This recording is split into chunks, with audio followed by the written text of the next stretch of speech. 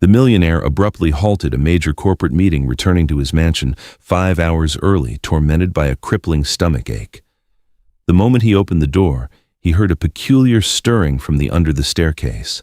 Stepping closer, he discovered his young son huddled in the corner. More concerning than the boy's position, however, was the unsettling bulge of the trousers he was wearing. The sharp abdominal cramping forced William Vance to double over the steering wheel of his gleaming black sedan. He clenched his teeth, fighting to maintain focus as he steered the car through the main gate of his secluded estate in Beverly Hills. At 42, the master of the technology empire, Vance Corp William, had never known how to throw in the towel. But today, his body had gone on strike right in the middle of the most critical quarterly shareholder meeting. "To heck with it," William muttered, tossing his vibrating phone onto the passenger seat. "Let the executives handle it themselves. I don't pay them to call and ask how to breathe." He glanced at the dashboard clock. It was only 2 o'clock in the afternoon. He was home 5 full hours ahead of schedule. The heavy iron gate closed behind the car. William stepped out, waiting for the familiar appearance of the butler, or at least a gardener, rushing to greet him. But the only reply was absolute silence. The front lawn was deserted. There was no sound of a lawnmower, no clatter of dishes from the kitchen area. The multi-million-dollar estate was silent as an abandoned crypt. William frowned, his stomach pain seemingly easing a fraction, replaced by the annoyance of a master accustomed to immediate service. Did Natalie give the whole staff a collective day off again? She spoils them too much. He pushed open the main door and entered the grand hall. Everything was neat and polished, exactly like the photos his 28-year-old wife Natalie often posted on Instagram with the caption, "Our perfect nest." William exhaled sharply, intending to head upstairs to find his wife. She was likely busy selecting an outfit for some charity luncheon or taking a selfie with Tommy, the 4-year-old son she constantly referred to as Mommy's little prince. William walked down the long, velvet-carpeted corridor. As he passed the under-the-grand staircase in a small room usually designated for holiday storage, his steps faltered. There was a sound. It wasn't the sound of someone walking. It was a rustling, a grating sound, like a large rodent gnawing on something in the dark, accompanied by a labored, broken, and suppressed breathing sound. Rodents dare to nest inside William Vance's home. He wondered, his hand turning the doorknob. It was unlocked. The oak door creaked open, revealing a dimly lit space thick with the smell of dust and mildew. William squinted, trying to peer through the towering stacks of cardboard boxes. In the deepest corner of the room, behind a pile of old Christmas decorations, a small figure was huddled. William froze. It was Tommy. But not the Tommy in the pressed suit and neatly combed hair that Natalie sent him in emails. The child before him was skeletally thin, wearing an oversized, filthy t-shirt. His bright blonde hair was matted with grease clinging to his forehead. Tommy seemed entirely unaware of his father's presence. The boy was preoccupied with some crucial task. He sat on the dusty floor, his legs awkwardly stretched out. William held his breath, watching. He saw his frail, grimy hands reach down and grasp the elastic waistband of his trousers. The boy darted his eyes around like a trespasser checking for an attendant. Then, quick as a flash, he firmly stretched the waistband. Tommy bent his head down, gazing intently into the space inside the bulky, sodden undergarment he was wearing. His eyes lit up with a mix of craving fascination and fierce protectiveness. He looked into it as if the soiled lining held not waste, but the most precious treasure on earth, requiring absolute defense. Tommy's small shoulders trembled violently with concentration. William instinctively took a step back in shock. The heel of his expensive leather shoe stepped on a shattered plastic toy on the floor. Crack. The dry crack echoed through the static silence. Tommy recoiled violently as if struck by a lightning jolt. He snapped his head up. Seeing the tall figure blocking the doorway, his eyes widened, completely filled with sheer terror. Immediately, Tommy let go, allowing the elastic band to snap back, concealing the secret inside. He hugged his abdomen tightly with both hands, shrinking back and retreating further into the cobweb-filled corner. William stood stunned, his outstretched hand suspended in midair. He inhaled deeply, trying to moderate his voice to be gentle, a tone he rarely used with his subordinates. "Tommy, it's Dad. I'm home early for you. No one is going to harm you." But as soon as William took another step, Tommy let out a hoarse shriek. The boy wasn't just afraid, he was in utter panic. His frail legs thrashed wildly in the air, trying to push away the man approaching him. His eyes were glazed over, failing to recognize his own flesh-and-blood father, seeing only a threat invading his last safe territory. "All right, I'll stand right here. Don't be afraid." William raised his hands in a gesture of surrender, but his fatherly instinct told him he couldn't leave his son sitting there forever. He decided to step forward, decisively grasping the boy's shoulder, and that was when the truth hit him, raw and unforgiving. A pungent, foul odor assaulted William, overriding the sophisticated scent of lavender oil that Natalie always diffused throughout the house.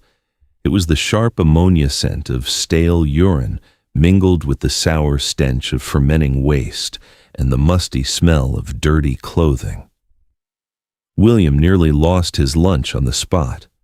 This horrific smell could not have developed in a few hours. It was the result of accumulation of prolonged neglect day after day. William looked down. Tommy's blue cotton trousers were soaked, clinging to his thighs. The inner undergarment was hugely swollen, heavy, and rigid as a slab of stone, pulling the boy's whole posture down. "Good grief, what in the world has Natalie been doing?" William hissed through gritted teeth. Despite Tommy's weak struggles, William bent down and scooped the child up. The moment the boy's body left the cold floor, Tommy let out a protracted moan of pain, his whole body stiffening like a plank of wood. Through his expensive shirt, William felt the burning heat radiating from his son. The boy was running a high fever. His hand supported the boy's posterior and encountered a sticky dampness that had soaked through the fabric of the trousers. William said nothing more. He strode quickly out of the dark storage closet, carrying his foul-smelling, pained son straight into the brightly lit living room. He needed light. He needed to clearly see the reality beneath this polished facade. He placed Tommy on the velvet-upholstered sofa. Normally, Natalie would scream if someone dared to leave a small spot of dirt on it. "Stay still, champ. Let Dad help you get out of this dreadful thing," William said, his voice trembling with anger, mixed with anguish. Tommy lay on the sofa, exhausted by fever and fear, but his hands instinctively tried to shield his lower abdomen. William gently brushed his hands away and began to remove the soaking wet cotton trousers. When William's fingers reached the waistband of the inner garment to find the fasteners, he paused. His touch registered a strange abnormality. Right under the elastic band, pressed between the soiled lining and Tommy's delicate, throbbing abdominal skin, was a foreign object. It was hard, rough, with sharp edges, completely unlike the soft texture of cotton or absorbent padding. It created a massive lump, pressing deeply into the child's flesh every time he moved. "What is this?" William muttered, his heart pounding. Why would there be something rigid inside his son's undergarment? He used his strength to pull the edge of the lining away. Light from the crystal chandelier overhead shone directly onto the object, which was gradually coming into view. At that moment, Tommy seemed to awaken from a daze. He jolted up despite the pain, tears streaming down his smudged face. His small, bony hands scrambled, clinging tightly to William's wrist, his fingernails digging into his father's skin. Dad, don't take it," Tommy stammered, his voice breaking in a choking sob. "Don't take it from me. Give it back. Mommy Natalie doesn't know. She doesn't know I hid it there. Don't take it." William gently pulled Tommy's small hands away. He used 2 fingers to pull the foreign object out of the filthy lining. A half-eaten round cookie, Now a sickly blue-gray appeared under the living room light. The piece was clumsily wrapped in a shredded napkin, smeared with unidentifiable stains. William looked at the moldy biscuit in his hand, then down at the mess inside his son's undergarment. He continued searching. Deep within the folds of the heavy lining, William pulled out an empty chocolate candy wrapper and a piece of stale bread hard as a pebble. These were things people would immediately discard, but to Tommy, they were a fortune. "Tommy, why did you put these things in here?" William placed the moldy biscuit on the expensive glass coffee table. He looked directly into his son's eyes, hoping for an explanation for this madness. Tommy lay huddled on the sofa, still clutching his stomach, tears running down his face and washing clean 2 streaks on his thin cheeks. "I was hungry. Mommy Natalie locked the pantry. She said I should eat less." William felt his chest constrict. He still couldn't believe what he was hearing. "But why inside the undergarment?" "This place, it smells awful, Tommy." "Mommy Natalie said that too. She said this place is disgusting. She's revolted so she would never touch it or check. I could only keep eating if I hid it here. She can't see it. It's the safest place, Dad." William closed his eyes. A grim reality became clear. Natalie, the wife he trusted to maintain their home, had exploited her own laziness and inherent revulsion for child-rearing. She starved the child, and Tommy, in a desperation for survival, had turned the filthiest part of his body into a safety deposit box for scavenged food. William looked down at his son's thighs. Wide red rashes spread across the skin, a few spots already swollen from days of chafing against the moldy biscuit and waste material. His wealth, the designer clothes he bought his son, were all just a facade for a living nightmare. "Where was I when you had to do this?" William asked himself. He looked at the opulent mansion around him. Everything felt grotesque and repulsive. He grabbed his phone, his finger pressing the 3 digits he never thought he'd have to dial. 911. 911, what is your emergency? "This is William Vance. I'm at the Vance estate in Beverly Hills. I need to report a severe case of child endangerment. My son has been neglected. I need an ambulance immediately. He's running a high fever." "Is the suspect with you now?" "No, but I need you here before she returns. Please hurry." William hung up. He lifted Tommy into his arms, oblivious to the stench clinging to his $1,000 suit. Tommy rested his head on his father's shoulder, his breathing shallow and hot. The boy began to fade from exhaustion. Just then, the rumble of a sports car engine roared from the main gate. It was the sound of the red Porsche William had given Natalie on their first wedding anniversary. The main door swung open. The sharp tap of high heels echoed on the marble floor. "William, you're home early. I just bought Tommy a lovely new outfit. We'll take a beautiful picture for my page tonight, okay?" Natalie's bright, cheerful voice echoed through the great hall. She walked into the living room, her hands full of shopping bags from the city's most exclusive boutiques. Natalie stopped when she saw William standing in the center of the room, holding Tommy tightly. William didn't turn around. He stared at the wall clock. The second hand ticked slowly. "What's wrong with Tommy? Why did you put him on the velvet sofa?" Natalie approached, her expensive perfume beginning to overpower the foul odors in the room. William tightened his embrace, shielding his son from the presence of the woman he once thought an angel. The grim reality was exposed. How would Natalie face the blare of the approaching police sirens at the estate gates? Would her wealth shield her from consequences? Take a deep breath and join us as the story continues. Natalie froze right in the middle of the entryway. The flashing blue and red emergency lights from the police cruisers and ambulance outside bathed the grand hall, dancing across her carefully made-up face. Natalie looked at the moldy cookie on the coffee table, then at her husband. She let the designer shopping bag slip from her hands onto the marble floor. The luxury items scattered, but Natalie didn't bother to pick them up. She raised a hand to smooth her sleek blonde hair, her eyes scanning the corners of the room as if searching for a paparazzo's lens. "William, what in the world is happening?" William did not reply. He stood up, making room for 2 paramedics who were wheeling in a stretcher. They worked swiftly and silently. A female nurse gently lifted Tommy onto the gurney. The boy was too weak to resist, merely laying listless like a discarded rag doll. You called the police, William. You're insane. Do you know what this will do to our image if it gets out? I worked so hard to build our perfect family brand on social media. Natalie stepped forward, trying to brush past the police officer blocking her path. She attempted to squeeze out a few tears rushing toward the stretcher. Tommy, oh my boy, what has happened to you? Natalie bent down, intending to embrace Tommy to feign concern. But as she neared the gurney, a potent wave of odor rose from the boy. Natalie froze. Instinctively, she covered her nose, her face contorting with revulsion. She retreated 2 steps, maintaining a distance from the very child she'd just called Prince.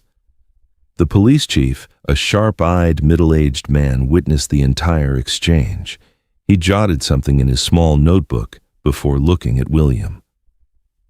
Mr. Vance, we need to take the boy immediately. This situation is serious.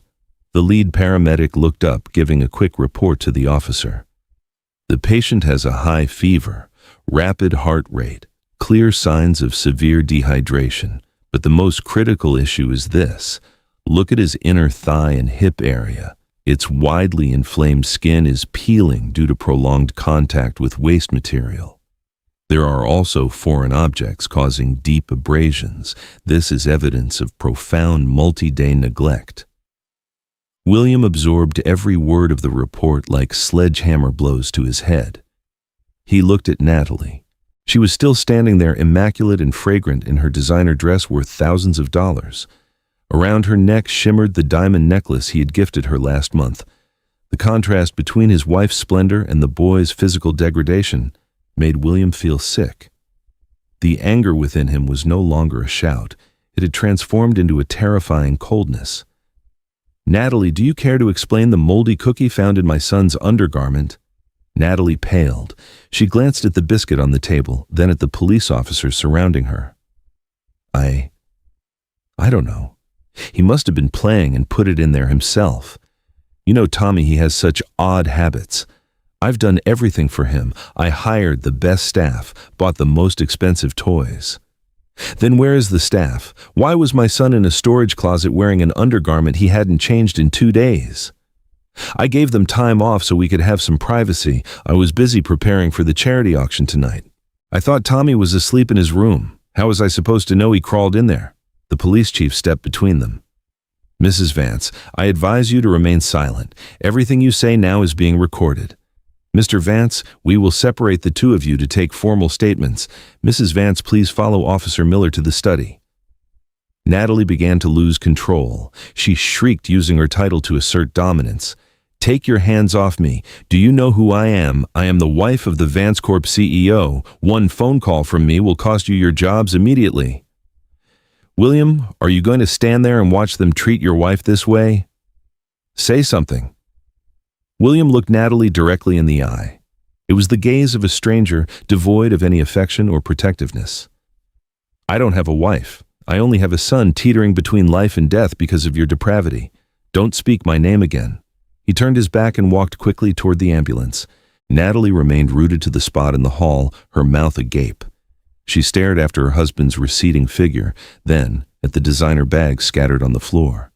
The glamour she had so painstakingly built was dissolving with every passing second. The police chief signaled to his colleague to escort Natalie away. She was led into the study in her own home to be questioned as a person of interest. William climbed into the back of the ambulance. The space was cramped, smelling sharply of antiseptic and humming with machinery. Tommy lay there, his face pale, his breath shallow. A nurse was setting an IV line into the boy's frail arm. The ambulance began to move its siren, echoing loudly down the steep road leading to the valley. William grasped Tommy's small hand. The child's hand was freezing, even though his body was burning with fever.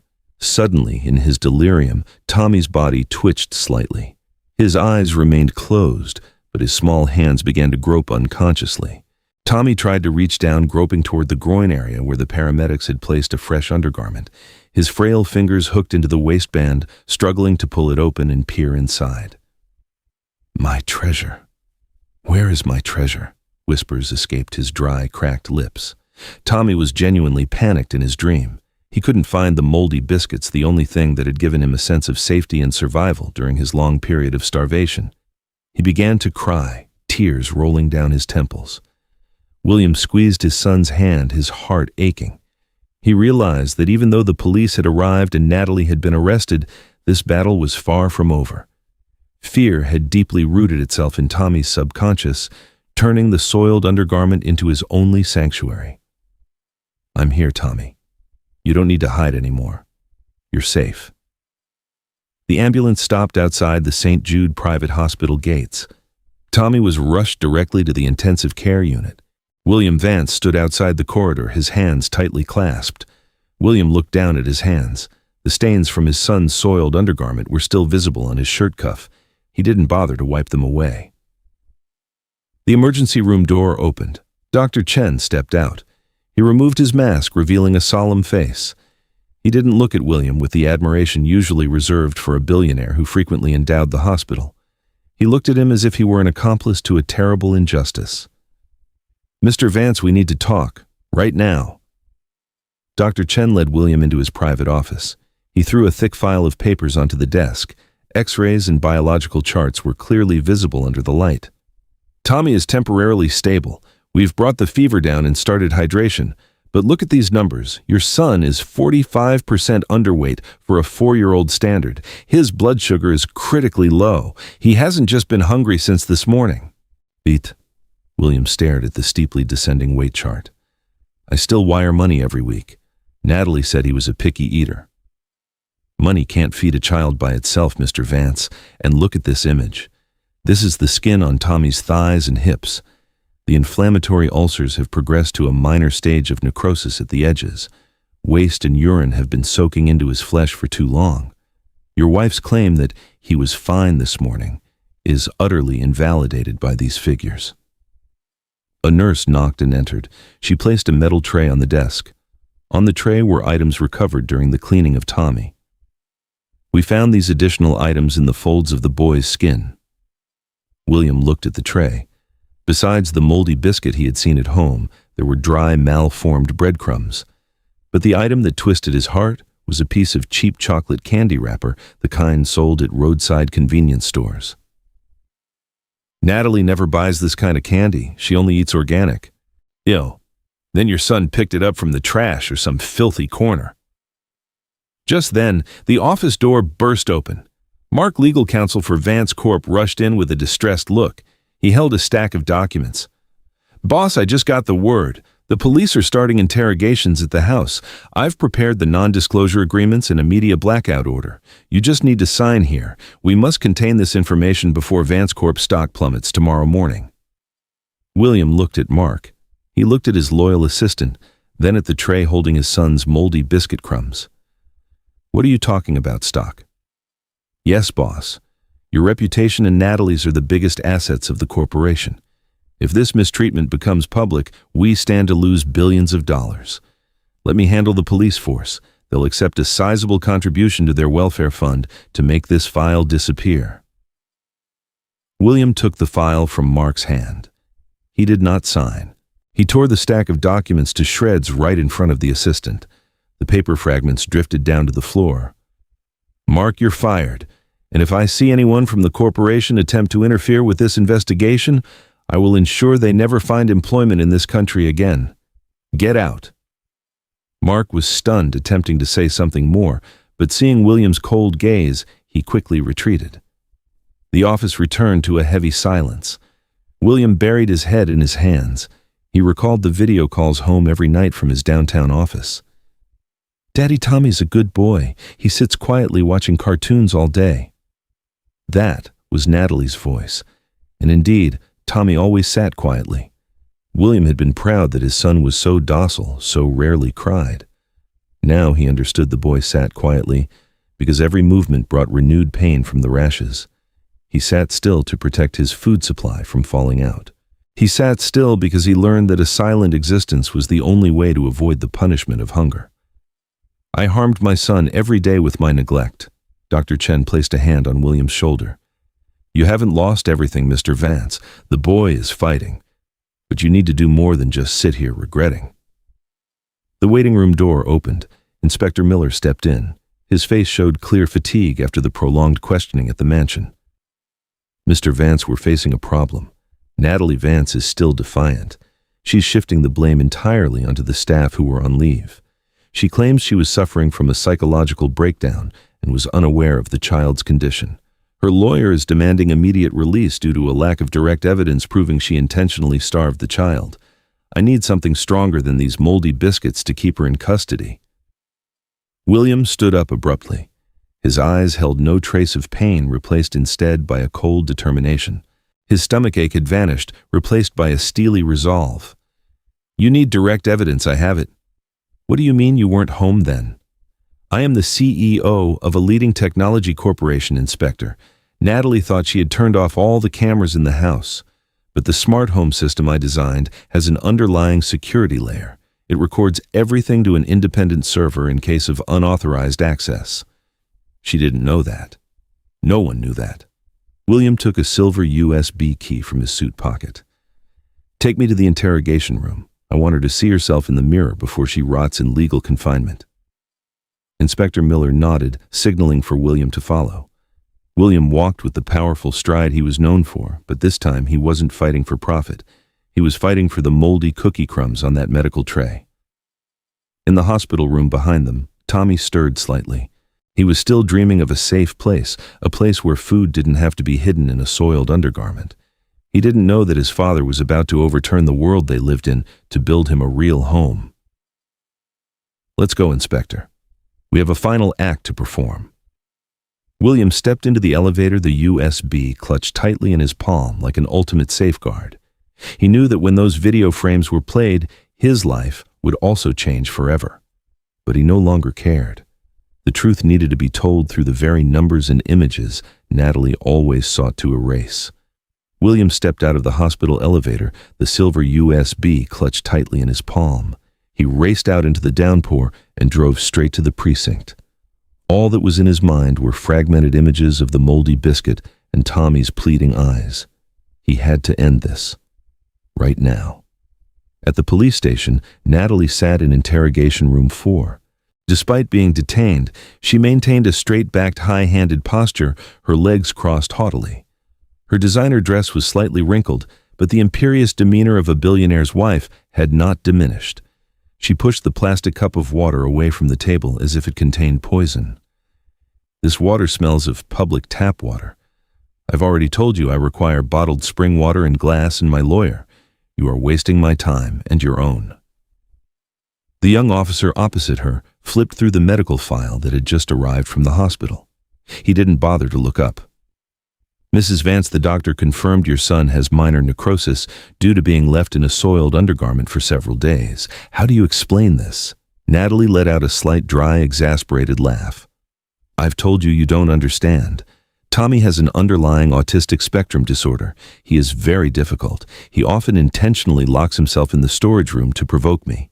He enjoys soiling his clothes and putting dirty things inside his garments. It's a form of self-injurious behavior common in certain children. William is always absent. All he does is wire money and travel. I alone have to tolerate that abnormal child. Do you know how much pressure that puts on me? In the adjacent observation room separated by a one-way mirror, William stood silently listening to every word his wife spoke. Each sentence from Natalie was like a poisonous needle stabbing his ear. He looked at the back of the woman he once loved, feeling a chilling sense of alienation. Inspector Miller approached William, pointing to the forensics team's computer. She's very convincing, Mr. Vance. Without physical evidence, her lawyer will use the psychological profile to secure her release in less than an hour. You said you have something to hold her. William didn't answer. He walked to the computer table, plugging the USB into the port. His fingers flew across the keyboard, typing a long, 24-character security code. Natalie always prided herself on her intelligence. She thought all she had to do was press the off button on the wall panel to stop the camera system. But she didn't know that Vance Corp possesses background recording technology. All video and audio data are immediately pushed to my private cloud server as hidden data. The system never turns off unless the power to the house is completely severed. The large screen in the observation room lit up. A list of video files appeared in chronological order. William selected the file from yesterday at 12 noon. The scene on the high-resolution screen was sharp in every detail. Natalie was sitting at the long walnut dining table in the living room. On the table was a perfectly seared medium-rare steak and a glass of deep red wine. She leisurely cut each piece of meat, savoring her lunch in the quiet space. In the corner of the screen, Tommy appeared. The boy crawled out from the corridor, his gait hesitant from pain. He approached the dining table, his eyes fixed on the plate of meat. He reached out, trying to grasp the edge of the table, mumbling something. Natalie did not stop eating. She didn't even look down at her son. When Tommy's small hand touched the tablecloth, Natalie simply used her foot in her high-heeled shoe to lightly nudge the child's shoulder. The action wasn't forceful, but it carried sheer contempt. She pulled a tissue from her pocket, clamping it over her nose with a grimace, as if she had just seen a pile of waste. "Tommy, I told you, you stink! Go somewhere else!" Natalie's voice echoed through the computer speaker, clear and cold. She calmly put on noise-canceling headphones, continuing to cut the next piece of meat, ignoring Tommy, who slumped onto the floor from hunger and fatigue. The police officers in the observation room held their breath. Inspector Miller gritted his teeth, his hand clenched into a fist. William felt a bitter taste rise in his throat. He selected another video segment taking place late that evening. On the screen, Tommy was standing in front of the bathroom door, crying silently, his trembling hands trying to pull down his soaked trousers, but unable to because the undergarment was stuck to his skin. He knocked on Natalie's bedroom door. "Mommy, pain. Help me." The bedroom door opened. Natalie emerged with a facial mask on. She looked down at Tommy, seeing a puddle of urine at the child's feet. Not a flicker of pity, not an attempt to check. Natalie glanced at the watch on her wrist, then turned and slammed the door shut. A second later, loud classical music blared from inside, completely drowning out the whimpering of the 4-year-old child, slumped on the floor from exhaustion. "Enough," Inspector Miller said, his voice shaking with suppressed fury. "This is more than enough to secure her legal confinement." He picked up the laptop, striding into the adjacent interrogation room. William still stood there, his eyes glued to the screen. He watched Miller enter, placing the computer on the table in front of Natalie. "Mrs. Vance, you claimed your son soiled himself to provoke you. Then I invite you to watch this footage. Your husband's smart home has a hidden recording feature." Natalie maintained her arrogant smile as she looked at the screen. But after only a few seconds, when the scene of her nudging Tommy with her foot appeared, the smile vanished. Her face went from white to crimson, then to a dark purple. Her lips trembled, unable to utter a word. This is an invasion of privacy. William had no right to record me without notice." Natalie shrieked. She stood up abruptly, swinging her hand to smash the laptop on the table. But Inspector Miller was faster. He restrained Natalie's arms, pushing her back down into the chair. The crisp sound of metal restraints echoed sharply in the silent room. "Natalie Vance, you are under arrest for severe child abuse and endangerment. You have the right to remain silent." From behind the one-way mirror, William watched the scene. He felt no satisfaction. He didn't feel triumphant at the downfall of the woman who had deceived him. He only felt a vast emptiness flooding his chest. He had defeated an adversary, but the price was his son's childhood and his own shattered trust. William turned his back, walking out of the observation room. He moved through the long hallway of the police station, ignoring the curious glances of those around him. He needed to return to the hospital. When he walked out to the parking lot, the rain had stopped completely, leaving a cold gray sky over San Francisco. He stood leaning against his car door, taking a deep breath. He knew that tomorrow his name and Vance Corp would be all over the news. Stock would plummet and gossip would swirl. But none of that mattered anymore. He started the car, his mind already racing toward room 402. A child was waiting for him there, a child who didn't need money designer clothes or glamorous photos on social media. He needed a father who dared to look him in the eye, dared to touch the most painful wounds and say that it was all over. "Tommy, I'm coming home now." William accelerated the car, speeding into the night. He knew the legal battle was only the start. The real fight lay ahead. How to make Tommy see his hand without flinching, how to make the boy believe that food didn't need to be hidden in a soiled undergarment. In his jacket pocket, the USB remained. It was evidence of the mother's crime, but also proof of the father's failure. William looked in the rearview mirror, seeing himself age decades in a single afternoon.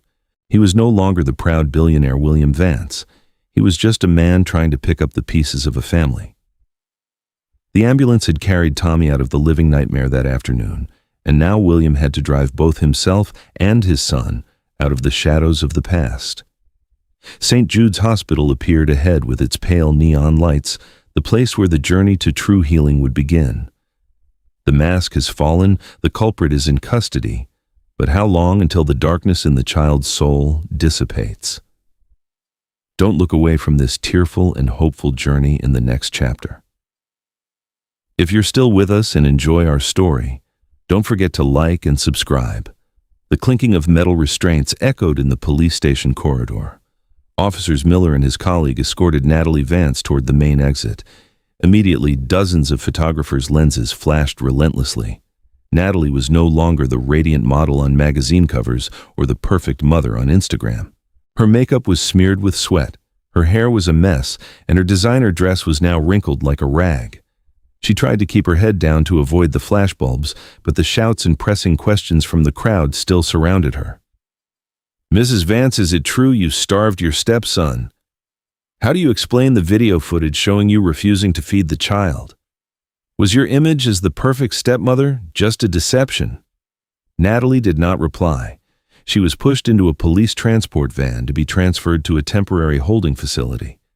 The glamorous mask had shattered, leaving a public verdict more devastating than any court sentence. William Vance stood 10 miles away in the corridor of St. Jude's Hospital, but he could still feel the heat of the scandal burning through his life. He was leaning against the stark white wall outside room 402 when a man in a black suit carrying an alligator skin briefcase approached. It was Sterling Chief Legal Counsel of Vance Corp., who had worked alongside William since the early days of the company. "William, we must talk now. The corporation's stock dropped 4% as soon as the video leaked to social media. If we don't contain this immediately, the number will be catastrophic by tomorrow morning." William looked at Sterling with a dull gaze. He didn't want to hear about numbers. "What do you want, Sterling?" "I have already prepared Natalie's bail paperwork. We will claim she suffered a psychological breakdown following a personal crisis. She will enter a private rehabilitation clinic instead of jail. It's the only way to preserve Vance Corp's image. The market doesn't care about the truth inside that undergarment, William. They only want stability." Sterling held out a business card belonging to an influential judge. William looked at the card, then at the door of the hospital room where Tommy lay. He took the card, but instead of putting it in his pocket, he slowly tore it into tiny pieces right in front of the lawyer. The white paper fragments drifted to the hospital floor like withered petals. "Sterling, stop talking about the market. The market doesn't have a heart, but my son does. I didn't hire you to rescue the person who harmed my child. From this moment on, Natalie has no connection to me or Vance Corp. If you utter another word about bailing her out, I will strip you of your position at the corporation. Get out." Sterling's mouth fell open. He started to speak again, but saw the coldness in William's eyes and quickly turned and walked away.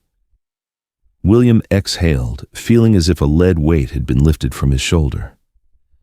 He pushed the door open and entered the VIP hospital room. The room was filled with fresh flowers and expensive gift baskets from business associates. There were toys worth thousands of dollars that Tommy had never even dreamed of, but William found them grotesque. These things weren't meant to soothe a child. They were meant to placate his billionaire father. Tommy was asleep. The boy lay small and lost in the center of the large hospital bed. Despite being in a feverish delirium, Tommy's small eyebrows were tightly furrowed. His frail hands gripped the edge of the pristine white blanket, clenched so tightly his knuckles were white. The boy was trying to create a shield to protect himself, even in his dream. William sat down on the chair next to the bed. He pulled out his phone, the habit of checking emails every 5 minutes resurfacing. Hundreds of notifications appeared, urgent meeting requests, financial reports, and social inquiries from the elite asking about the incident. William looked at the brightly illuminated phone screen, then at his trembling son. He suddenly realized that he had built a golden prison. His money had hired a demon in the guise of an angel. His absence was complicit in Natalie's cruelty. He had given his son all the material things in the world except his own presence. "I'm sorry, Tommy. I was wrong." William bowed his head next to the bed, grasping his son's small hand, taped with medical dressings and IV tubes. He could feel the boy's faint pulse beneath the thin skin. A rush of regret surged, making his chest ache. Suddenly, Tommy's hand twitched violently. He bolted upright, his eyes wide but completely unfocused. He began to hyperventilate, his breath short and rapid. In an obsessive reflex, Tommy didn't look at his father or around the room. His small hands immediately groped downward, clutching the waistband of the clean undergarment the nurse had just changed. Tommy frantically pulled the undergarment open, bending his head down to search. His small fingers hooked into the pristine white padding, searching for the moldy biscuits, the old chocolate wrappers. But this undergarment was clean. It held nothing. No treasure, no reserved food for the impending hunger. "Where is it?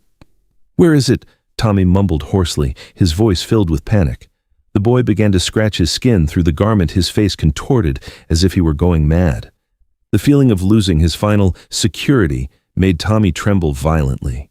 William rushed forward, intending to embrace his son to comfort him. "Tommy, it's Dad. It's okay, son. You don't have to hide anything anymore." But the moment William's arms touched his shoulder, Tommy let out a hoarse shriek. He pushed his father away with all his might. The boy retreated deeper into the corner of the bed, pressing his back against the cold metal railing. Tommy's eyes held no recognition of William. They were filled with alienation, wariness, and utter terror, just as they had looked at Natalie when he was being starved. "Don't touch me. Don't take mine. Give it back." William froze, his hands suspended in midair. He realized that the verdict for Natalie had been executed, but his own sentence had only just begun. He had saved Tommy's body from degradation, but he had not yet saved the child's soul from the shadow of neglect. The legal battle outside was easy compared to the struggle to regain the trust in his son's eyes. Tommy continued to sob, his hands still tightly clutching his lower abdomen, as if to protect something that was forever lost. What could he do to make Tommy understand that from now on he would never be hungry again? William stood motionless in the brightly lit hospital room at St. Jude's, his hands still in the posture of an embrace, only touching the air. He understood that the clean undergarment or the expensive gift baskets couldn't bridge the chasm between him and his son. 1 week later, William made a decision that sent shockwaves throughout the San Francisco elite. In the 50th floor conference room of Vance Corp, William placed a file on the table. The faces of the senior executives across from him showed utter astonishment. "William, you must be joking. You're going to sign off on the sale of all your shares and delegate the CEO position in one morning." Sterling, the former lawyer, stammered.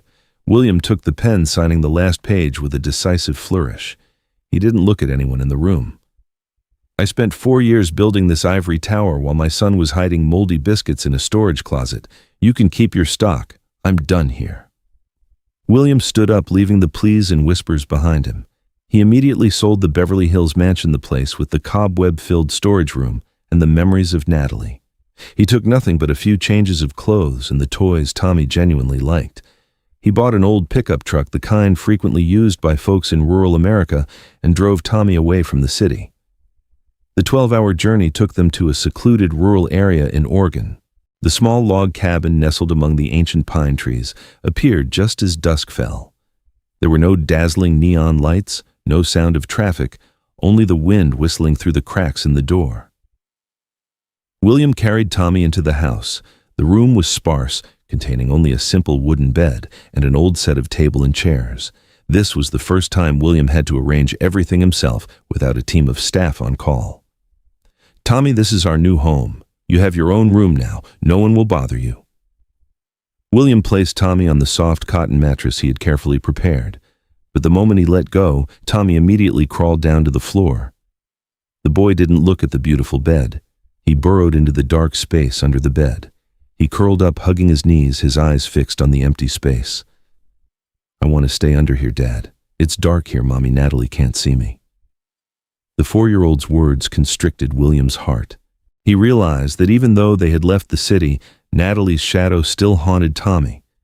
He didn't force his son onto the bed, but silently spread a thin blanket on the floor, lying right next to the crawl space so his son could see him any time. The next morning, William decided to bathe Tommy. He thought a clean body would bring comfort. He was mistaken. The moment William turned the faucet and the sound of running water filled the porcelain tub, Tommy began to tremble violently. He screamed instinctively, covering his ears with both hands, then quickly moving them to shield his abdomen and thighs, the areas where the old wounds were just forming new skin. "Don't. It hurts. Water makes me hurt. Mommy said I was dirty. The water will hurt me. I'm sorry.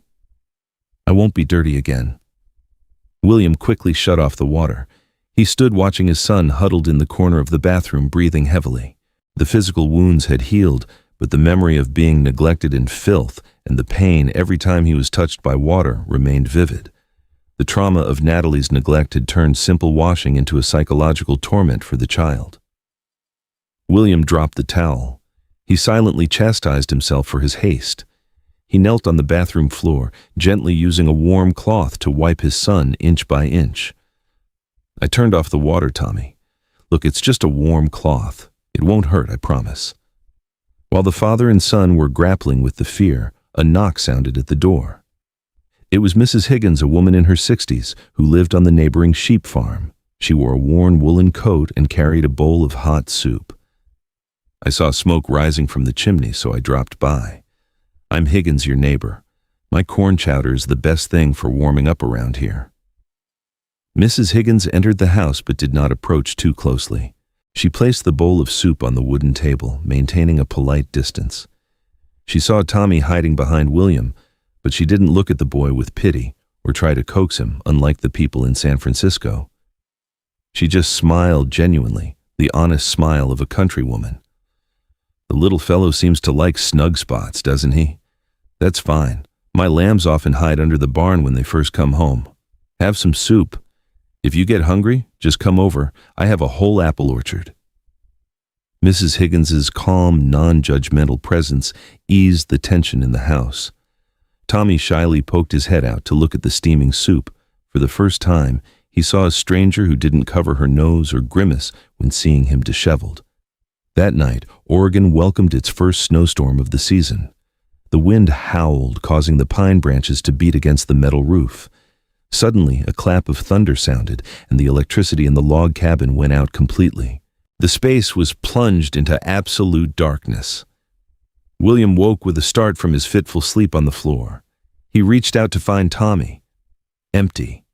His palm only touched the cold fabric of the blanket. William bolted upright, fumbling for the flashlight. The yellow beam swept across the small room. Tommy was no longer under the bed. The old bedroom window had been blown open by the wind, creaking back and forth. White snow swept inside, with the wind coating the wooden floor with a thin layer. William rushed to the window, looking down at the thick snow outside. In the faint light of the moon, partially obscured by clouds, he saw small, bare footprints imprinted on the white snow. The footprints didn't run toward the main road, but led straight toward the old, dilapidated woodshed behind the garden. "Tommy, where are you?" William shouted, but the wind swallowed his voice. He rushed out into the snow with bare feet, his heart pounding with fear. Why did his son leave the house in the middle of a storm? Why did he choose the coldest place to go? William chased those small footprints, a terrible unease growing within him about what Tommy was desperately seeking in the dark. The woodshed door was ajar, swaying with the rhythm of the wind, as if concealing another brutal secret of the poor boy. William burst out of the log cabin door, his bare feet sinking into the icy snow. He no longer felt the biting cold of the Oregon region. All that was in his mind was the image of the tiny footprints fading in the storm. He ran around the back where the woodshed stood, isolated among the pine trees. The wooden door swung, slamming repeatedly against the wall. William pushed the door open and stepped inside. The flashlight beam swept over piles of dry firewood and old sacks. In the darkest corner behind a rusty plow, Tommy was sitting, hugging his knees. The boy wasn't crying. He was just shaking violently, his lips blue from the sub-zero cold. In his small, cold, bruised hands, Tommy was clutching a raw, dirty potato covered in mud, which he had found in the corner of the shed. William knelt down, his breath turning into white smoke in the dark space. He reached out to touch his son, but Tommy immediately backed away, hiding the potato behind his back.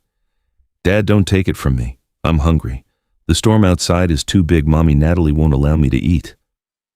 Tommy's words broke off in the cold air. He was reverting to the harshest survival instinct he had experienced in the Beverly Hills mansion. A snowstorm, an unfamiliar environment, and the sudden power outage had triggered a paralyzing fear of hunger in the 4-year-old child's mind. William did not try to wrench the filthy potato away. He took off his thick jacket and wrapped it tightly around his son's trembling body. He scooped the boy up, holding him tight to his chest for warmth. "I'm not taking it. I'm taking you to eat something much better than this potato. Come with me." William rushed back into the house, kicking the kitchen door open. He placed Tommy on the wooden table. He didn't use the flashlight anymore. He found a cluster of large candles on the shelf and began lighting them throughout the kitchen. The flickering golden flames dispelled the darkness and the cold. Tommy still sat there, clinging tightly to the raw potato like an irreplaceable treasure. William began an action Tommy had never witnessed. He flung open the large refrigerator door. He pulled out all the drawers, hauling out cartons of milk trays of cold cuts and jars of strawberry jam. Not stopping there, he stepped to the pantry, tearing open packages of biscuits, bags of cereal, and boxes of crackers. He didn't arrange them neatly. William dumped everything onto the kitchen floor right at Tommy's feet. Biscuits scattered, milk was poured into large ceramic mugs. The small kitchen was now flooded with food enough for a child to eat for a month. William sat down on the floor amidst the wrappers and food. He took a butter cookie, broke it in half, and ate it slowly, enjoying every bite. "See, Tommy, I'm eating. Clean food, no mold." Tommy looked at his father, then down at the pile of food on the floor. He still hadn't released the raw potato. His eyes scrutinized William's every move as if waiting for a trap. "Look closely, son. There are no locks here. I will never lock the pantry. I will never let anyone take the keys either. All of this is yours. You can eat whenever you want. You can take it wherever you want. I swear to you, in this house you will never have to feel hungry again." William picked up a piece of chocolate and held it close to his son's hand. "Put that dirty potato down, champ. It will make your tummy hurt. Eat this instead. It's much sweeter and more fragrant." Tommy looked at the chocolate, then back at the raw potato. An intense inner struggle was visible on the child's face. Then, as a final surrender, Tommy loosened his grip. The filthy potato dropped onto the wooden floor with a dry thud. The boy hesitantly took the piece of chocolate from his father's hand. He put the candy to his mouth, nibbling a little. The sweet taste melted on his tongue. Tommy began to chew. For the first time, he didn't secretly scan the room to see if anyone was watching. He didn't look down at his trousers to check if his treasure was still there. Tommy ate openly right in front of his father. William took a warm cloth, gently wiping the mud from his son's face and hands. "That's right, keep eating, son. Eat until you feel full. I'll sit here with you all night." Father and son sat on the kitchen floor at 3 a.m. The storm outside still roared, but inside the kitchen there was only the crisp sound of biscuit chewing and the gentle crackle of the candles. Tommy started drinking milk, then ate another piece of garlic bread. He ate with a sense of relief William had never seen before. "Dad, that's a lot of food, isn't it?" "Yes, a lot, and tomorrow I'll buy more. Enough for you to build a castle out of biscuits if you want." Tommy smiled. It was the first genuine smile since they left San Francisco. An unspoken pact was sealed between the two men in the snowstorm that night. William committed to a permanent abundance, and Tommy committed to beginning to trust this new world. The snowstorm began to abate as the first rays of dawn peeked through the window. The faint white light illuminated the kitchen, still scattered with wrappers. Tommy, full and warm, started to doze off. He leaned his head against William's shoulder, his breathing even and peaceful. William carried his son back to the bedroom. He placed Tommy on the wooden bed, but this time he didn't spread a blanket on the floor. He tucked his son in right on the mattress. He stood watching quietly. Tommy lay on his side, his face regaining color after the fever and the cold. William noticed his son's hands, Tommy's small hands rested comfortably on the pillow.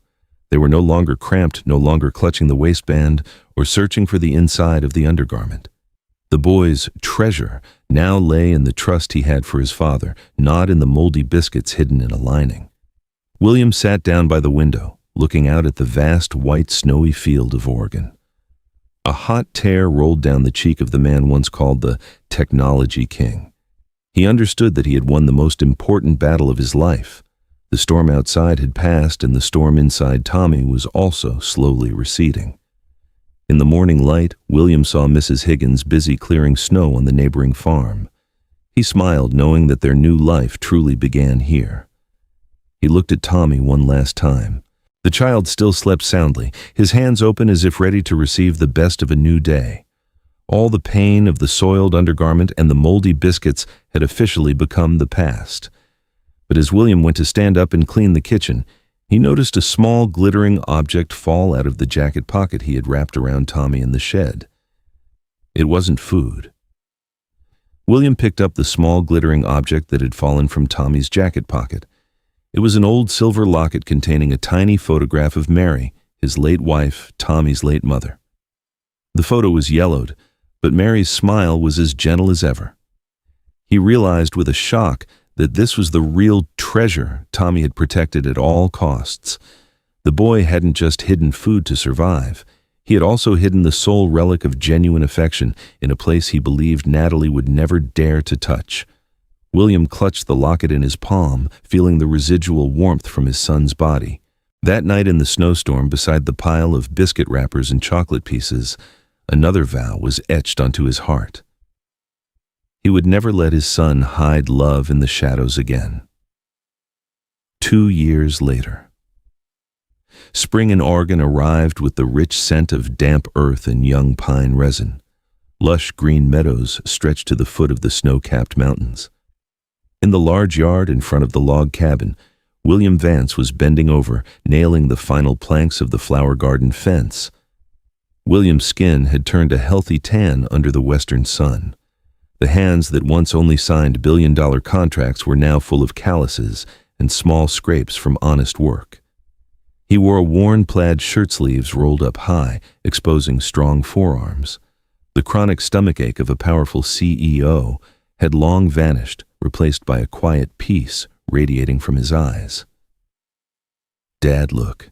It's blue like Mommy Mary's eyes." A clear, ringing voice called from the meadow.